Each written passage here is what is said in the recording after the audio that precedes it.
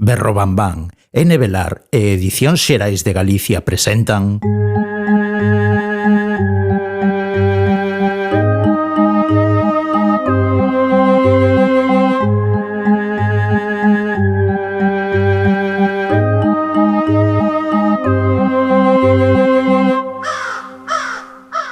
Trece avisos.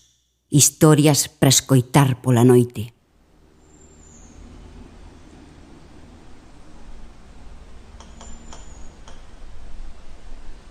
A madeira do carballo é resistente á humidade e ao paso do tempo. Con ela construíanse barcos que atravesaban o océano e vigas para soster pisos e teitos. Tamén é boa para a leña. Por iso, un carballo seco non ten sentido ningún. Para que deixalo plantado, laiándose cando o abanea o vento? É un esqueleto vexetal, unha codia na que se acubillan os espíritos errantes para rabuñar o ceo coas puntas das ramas, aguzadas e afiadas como coitelos. O futuro máis arrepiante pasa por un mundo cheo de carballos secos. Pero non vos alarmedes, inda queda lonxe, ou non tan preto. Mentres podemos miralos verdes, fortes e con raíces que entran nas profundidades da terra, bebendo dos segredos que agocha. Os carballos poden vivir máis de 500 anos. Nós non. Ou polo menos non da maneira en como nos afixemos a vivir, co noso corpo. Pouco importa que fagamos, a quen ou a que invoquemos.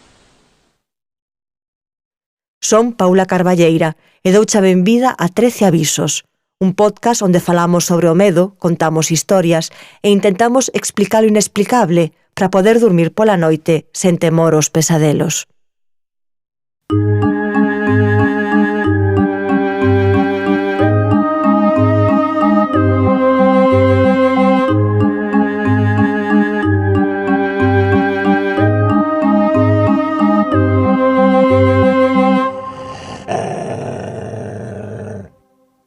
O carballo seco.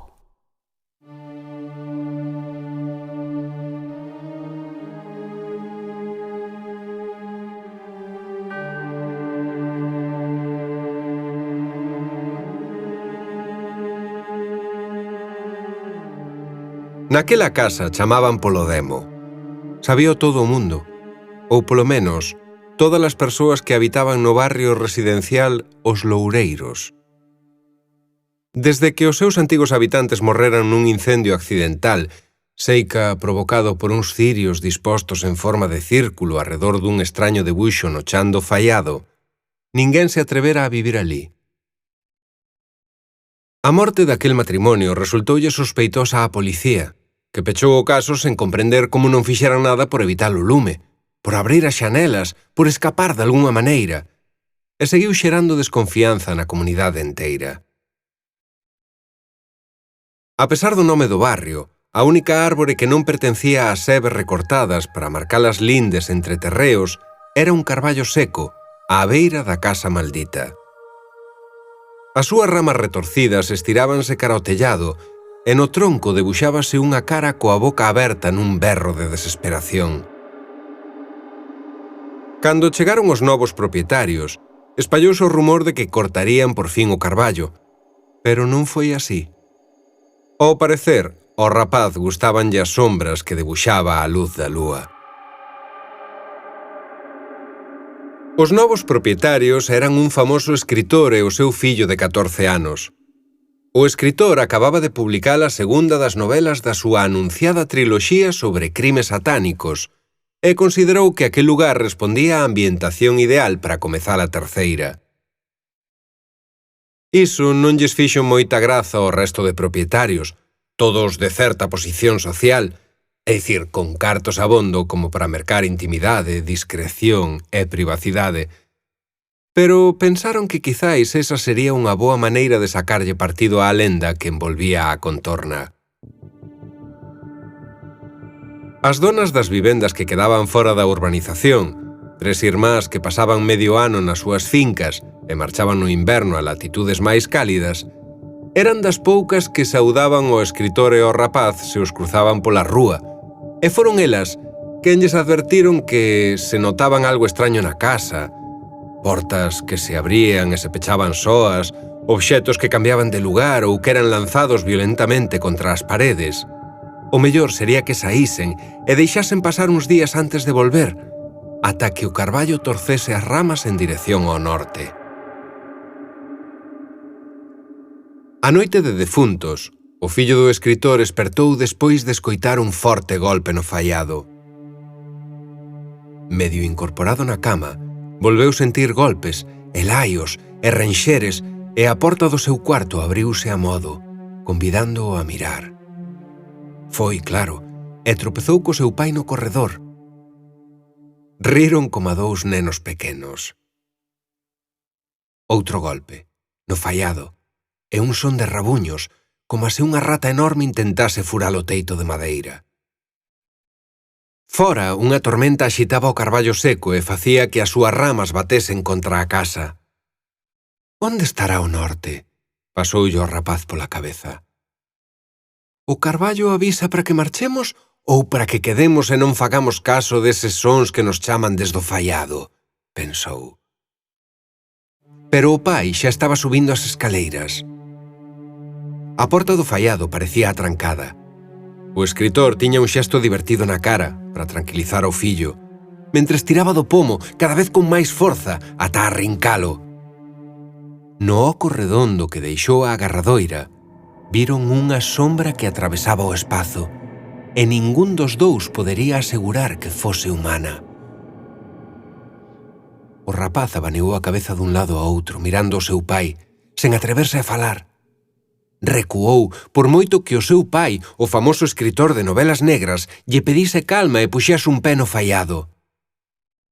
Todo foi tan rápido que o rapaz nunca puido saber como o fixera para correr e saír da casa antes de que un raio a alcanzase e lle prendese lume outra vez co escritor dentro. Segundo lle contou á policía, algo agarrou o seu pai, algo ruxiu, algo se debuxou nas tebras, algo grande e terrible, e un home e unha muller collidos da man foron cara a el, deslizándose sen tocar o chan. «Ven co teu pai», murmuraban coa boca pechada. «Ven co teu pai». No barrio residencial Os Loureiros hai un terreo queimado a carón dun vello carballo. O carballo está seco, pero ninguén se atreve a cortalo, aínda que saiban que atrae os raios. A veciñanza da urbanización fai como que non ve a árbore, nin a marca escura no chan do que antes foi unha vivenda. 3 mulleres que chegan cada primavera para abrir as súas casas preto dali comentan que por fin unha tormenta acabou co mito do lugar, pero non co carballo, gardián de misterios e segredos, e lamentan a sorte daquele escritor, morto xusto no momento de maior éxito, e do seu fillo, que herdou os dereitos das novelas, revalorizadas polo episodio macabro, e que non volveu falar. Illado do mundo nun piso pequeno da cidade, rodeado doutros pisos, rodeado de asfalto e cemento, lonxe das árbores.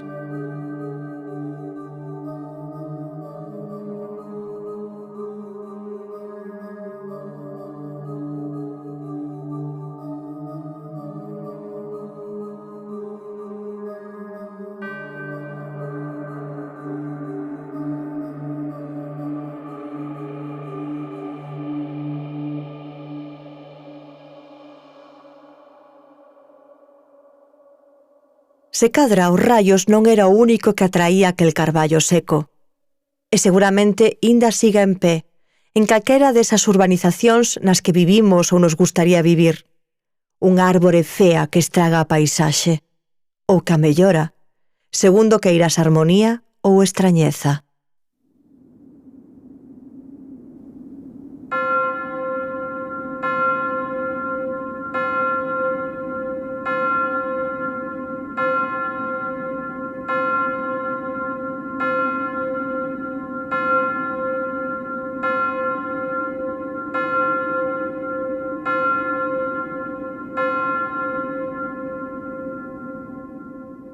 Aviso número 12. Árbores sinistras. Desconfía das árbores que parecen amistosas e das plantas con flores recendentes. De algún xeito, saben que poden enganarnos. Elas, que non perseguen nin se desprazan. A nós, que nos consideramos máis fortes, máis áxiles, as criaturas máis intelixentes do planeta. As árbores son testemunhas do que facemos. E algo debe pasar por elas, pois poden acollernos, alimentarnos e resgardarnos, pero tamén tolearnos en remedio, e mesmo levarnos á morte. Entre as árbores agóchanse as cabanas das bruxas, que coñecen as plantas velenosas para ferir ou curar, segundo o caso. Hai un bosque en Xapón onde din que vai xente a suicidarse, e en Guadalajara, México, existe a árbore do vampiro, que sangra cando a cortan, igual que sangra aquí o carballo de Allariz ou o de Vilar de Francos. Se queres manter a saúde, protéxete cun loureiro ou cun limoeiro, e non durmas baixo a sombra da figueira, da nogueira ou do castiñeiro.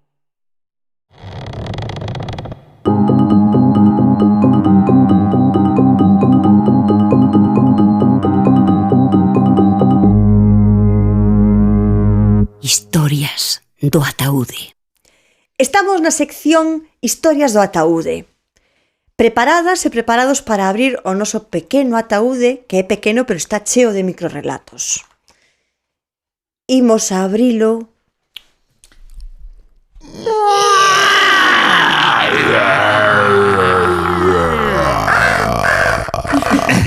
Cada vez ten máis sons distintos. Este ataúde hoxe tócame a min e voulle pasar a Rocío. Que tiña moitas ganas. Sí. A ver se está firmado. Este tamén ten un dibuxiño, non está firmado, dunha calavera. Non sei se sí, pero visto así, do revés parece unha cebola. Pero sí. Bueno, imos alá. A ver, que di? Estaba dormindo e picábame un pé. Funme rascar, pero xo fixo el. El. Que horror, que te rasquen un pé. Ay, el. Como que en que Pero é gracioso tamén, sí. Quen é el? Porque eu me imagino a persoa esta convivindo cun el e todas as cousas misteriosas que pasan na casa fainas el. Que está aí, sempre. Sabes, ia coller un prato, pero xa o fixo el. E aparece o prato na mesa. Aquí non hai como moita sorpresa, xa como algo máis cotidiano, non? Máis A mí cotidiano. dame ese punto. É como que contabades outro día de unha serie, non? De alguén que convivía nunha casa con fantasmas. Ah, sí. Porque heredou a casa ou... E entón, pois, ao mellor é convive con fantasmas, con entes, Sí, que lle rascan o pé, lle fan a comida, limpan a casa, fan compañía, non Para a casa sei. mola moito, ter fantasmas deses. Estámonos tirando claro o lado máis guai, Sí, así, máis gracioso, sí. sí, máis gracioso. Pero imagínate, ahora vamos poñernos no lado menos gracioso. Que claro, ti vas, pícache un pé e fas unha acción tan cotidiana como aí vou rascarme. Pero, de repente, xa está facendo Unha man aí. el. É que a min daríame un infarto se de repente, que sei, voume rascar o e hai unha Sí. Sí, pero bueno, ten ese punto de repente se ha hecho fan por ti, non? Quero decir que Eso sería chulo, pero ti imagínate que durmes cun pé fora do edredón. Sí, Nunca. lembro aquel que saliu do Damán. Claro. Nos primeiros episodios. Ah, ¿no? sí. Que salirá un que sí. Sí. lle la mía A lenda man. urbana esta, sí. Sí, que despois nos contaches ti que había unha lenda urbana parecida, la. Sí, pero no, isto non... Non, é unha man É fría. El, claro, el. Claro, sí, é Alguén alguén con... Sí, alguén coñecido e alguén con, vamos. Non vistes non exactamente. hai uns vídeos dunhas bromas que se fan, consiste en alguén que está pois, sentado nun sofá ou nunha silla, tal, pois vendo a tele, non sei que, e achégase alguén e ponlle a man por encima do ombro así do outro lado. Entón, ti isto recíbelo como normal, non? E estáche preguntando algo. E acaba de decircho e marcha. Pero claro, esta man que estaba aquí colocada non era a del, sino que é dun cómplice que estaba por detrás e que poñía a man. Entón, cando esta persoa marcha, de repente tivela a marchar, pero tarda todo o mundo nos vídeos, nesa broma, tarda un segundo sen darse conta de que a man segue aí. E todo o mundo se queda paralizado mirando a man como dicindo... E berran, Claro. e salen correndo. Non, agora que está falando barato disto, pode ser pois tipo Mano ou Claro. a de A da familia Adams, sí. Cosa. Non, Man, bueno. Man. Sí. Pero que xa falamos desto da man, da besta de 5 dedos, que che comentaba a ti, Nuria, que hai un conto sobre unha man embalsamada, que fixeron tamén unha película. E claro, é que estas cousas, e en todo o conto, é que lembrome por algo que dixeches, cando falan da man, non din a man, ni sequera está escrito a man con mayúscula, con M mayúscula, non? Sino que di iso, que o it que aparece nun montón de cousas. Iso fixo non sei canto. Iso acompañou. El, a mí lembroume a iso. É moi guai como utilizan, pasa en todos os microrelatos, como van ao detalle das palabras, que as palabras precisas, Xusto, así que non sobra nada nin falta. E ese detalle, poñer a mayúscula, Sí. ese son os pequenos detalles que dis, carai. Sí. Hai esperanza.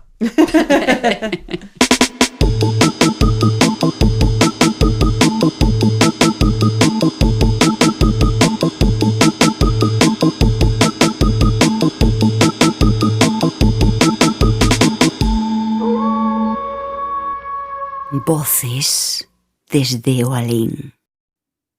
Queremos escoitar esas voces que nos chegan desde diferentes lugares, voces de persoas que saben sobre o medo, sobre os medos, que os escriben, os debuxan, os contan, os imaxinan e os comparten. Persoas que para nós, de algún xeito, son unha referencia nestes eidos misteriosos nos que nos movemos. Hoxe en Voces desde o Alén entrevistamos a Nate Borrajo. Artista polifacética, como actriz, deulle corpo, voz e vida física a numerosas personaxes. Como escritora, ideou moitas outras. Como docente, intenta espertar curiosidades e transmitir o seu amor pola literatura, a lingua e a cultura galega. Ten traballado co alumnado os recursos narrativos a partir do libro 13 avisos contos para ler pola noite. Gústalle o chocolate e intenta afastarse do que lle mete medo ou recrealo a partir do que a súa imaginación lle suxire. Pois imos alá, Nate. A primeira pregunta que facemos habitualmente a xente que convidamos para a entrevista é a primeira lembranza que vos ven á cabeza de sentir medo. Eu, a primeira lembranza que teño de pánico, de terror, foi, pois, era moi pequena, e era os vampiros. O sea, era chegar a noite e deitarme na cama e empezar a ter un medo atroz, pero paralizante. Lembro de ter ao meu pai, a miña nai, a miña irmá, o meu carón, e eu non era capaz de escoitalos, de van vir, no brao, non poder dormir con nada aberto porque me daba moitísimo medo. E logo eu creo que foi un rollo de, mira, teño que dormir e descansar, si queren picarme que me piquen, porque era xa de supervivencia, non? Pero ao principio lembro iso, a primeira sensación que teño de medo era algo moi irracional e que non era capaz de entender o que me dicían os demais de non existe. Como que non existe? Eu teño medo. E por qué? Porque viches algo sobre vampiros, contaronche algo, non lembras por qué? Pois non o lembro se había algunha serie daquelas que vía a miña irmá ou se había algo, non lembro, porque eu son moi medrosa. Entón, igual, por iso, que a imaginación é moito máis poderosa se non ve que se ve, igual escoitei algo, ou falaron de algo, ou ian botar Drácula na tele e me contaron algo. Non lembro ver nada, porque nunca fun quen de ver unha película de medo. nin sequera de adolescente e posadolescente e xa de adulta, que isto de, facemos un maratón de pelis de terror clásico. Eu empezaba e logo marchaba, desaparecía. Nunca fun quen. Entón, extrañame moito que de pequena vise algo. Eu creo que foi máis o suxerido, que escoitei algo. E por que pensas que non sei, nos atrae tanto o tema do medo, especialmente cando és nova, non? Especialmente en unhas idades que máis. Sí, eu creo que hai un punto como de aínda é de explorar o límite. Eu creo que hai unha exploración do límite, non? A exploración de empeza moito antes, non? É dicir, non collas ese coitelo, cóllelo, e despois non abras esa porta, ábrela ou deixa iso aí. E esa necesidade, non? De probar o escuro. De feito, a literatura universal está infantil, está chea de pequenas e pequenos que abren cousas, que se meten en sitios, que proban o tema do cemiterio e tal. Eu non sentí nunca esa chamada, pero sí que hai moitos exemplos. Eu creo por iso que é unha exploración do límite ata onde son capaz de, non? Que forma parte da aprendizaxe de todas nós, creo. E a ti como profesora, non? Como docente, traballas este tema coas alumnas e cos alumnos, o tema do medo a partir, pois non sei, de contos, de libros, de referencias que eles teñan? Mira, empezamos a falar do medo. Eu preguntolles, xa non só os da miña titoría, sino en xeral o alumnado, cales son os seus medos, non? E entón traballamos moito a escrita, e entón, pois a partir de algún medo, pois empezamos. E logo cando leo e cando despois o mellor reflexionamos, non? E dice, oye, pois creo que hai quen lle ten medo a tal, a quedar sós, a estar sós na casa. E despois, cando, tiven algunha pequena problemática e entón hai o tema do bullying, do acoso, e entón sí que traballamos moito a partir deso, non? Porque, son medos moi presentes neles, non? Non ser excluídos, non estar incluídas no grupo, a diferenza, non? O ese medo a ser diferente para que non me acepten, non? E iso na adolescencia é terrible, non? O sea, ser diferente na adolescencia, ou tes unha personalidade moi marcada e queres ser diferente, ou senón é bastante terrible. Porque todo o mundo quere ser diferente e facerse notar, pero dentro do común, non? E logo a partir de libros, non? Entón, hai ano e pico, caeu nas miñas mans 13 avisos, e de casualidade eu estaba lendo como posible lectura para recomendarlles, non? E era un venres, imagina, venres, última hora, primeiro de eso, non? E entón estaban cansísimas, era insoportable. E entón dixen, pois vou vos ler. Leo vos eu. Queredes que vos lea algunha historia terrorífica? E entón, de súpeto, dixen, pois facemos escenificación. Baixamos persianas, pechamos todo, deixamos a luz do móvil, porque era improvisado, non tiña candea ni nada. E era por outubro, era comezos de outubro, entón digo, fenomenal, porque así logo isto me queda para todo o mes e acabamos co Samaí. E lembro que empecé polo último aviso, polo espello e por esa habitación. E empecé a ler. Claro, era a miña primeira lectura, o sea que fun improvisando, pero foi genial porque estaban atrapados e atrapadas e de súpeto parei no final. Foi como se puidesen, non sei, cuspiríame, e non. Agora idesme poñer vos ao final, e escribidesme vos ao final, pensades vos ao final. E entón, a partir de aí, creamos unha relación super chula co libro. E a partir da escrita, da escoita, que sucede? Que, claro, este libro estaba na biblioteca e entón moitas non agardaron e foron directamente a por ele, en plan, por favor, podemos lelo, por favor, podemos lelo. O sea, a verdade é que foi bastante exitoso como introdución para ter un libro para ler, pero me fastidiaron a sorpresa e o traballo que logo se me ocurriu que podía facer. E despois con contos da bueno, da historia da literatura galega, e tamén traballamos un pouco que son lendas, personaxes, non? Porque está moi ben que coñezan zombis e que coñezan vampiras e homes lobo, pero, amigas, quen é a Santa Compaña? Sabes? Entón, utilizo moito iso, sobre todo no mes de novembro e no mes de outubro.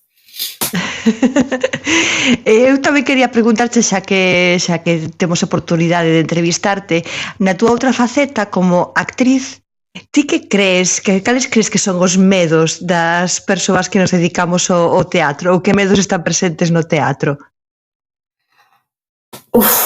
Para min un medo era a repetición. Pero bueno, ese se suple con traballo, non?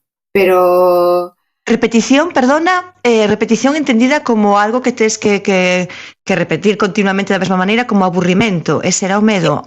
Un medo un pouco aburrir e a facer sempre o mesmo personaxe. É dicir, independentemente de que fose unha muller, unha nena, sabes? De non atopar matices, de non coñecer ben o personaxe, non? De non enfiañar ben o personaxe.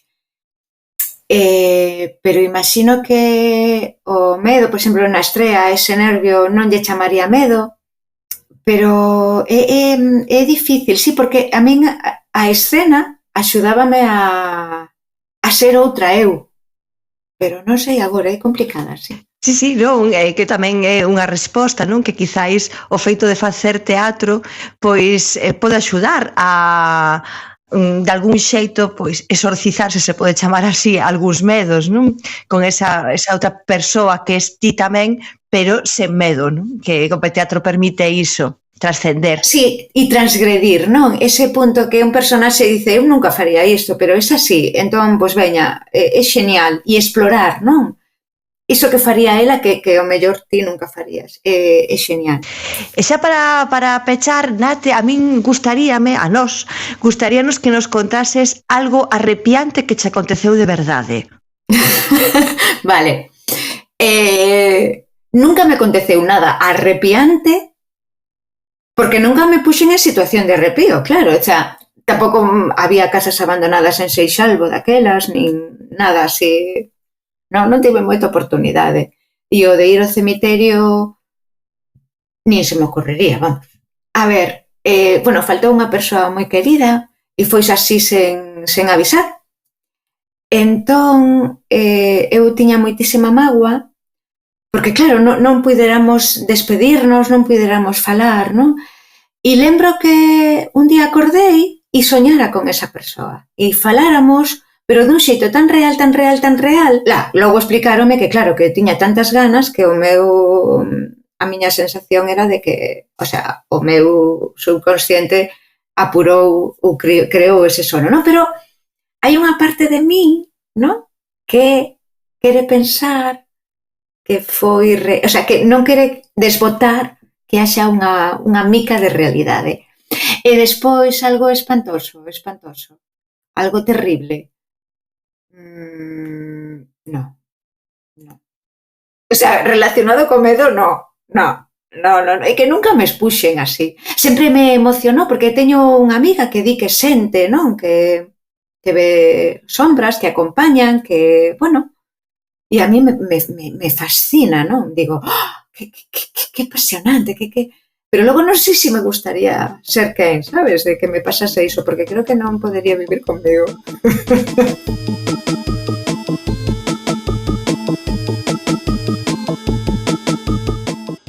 Ata aquí chegou este episodio de 13 avisos. Moitas grazas por acompañarnos. Que pasedes unhas boas noites e un consello, non fuxades do medo, espantádeo.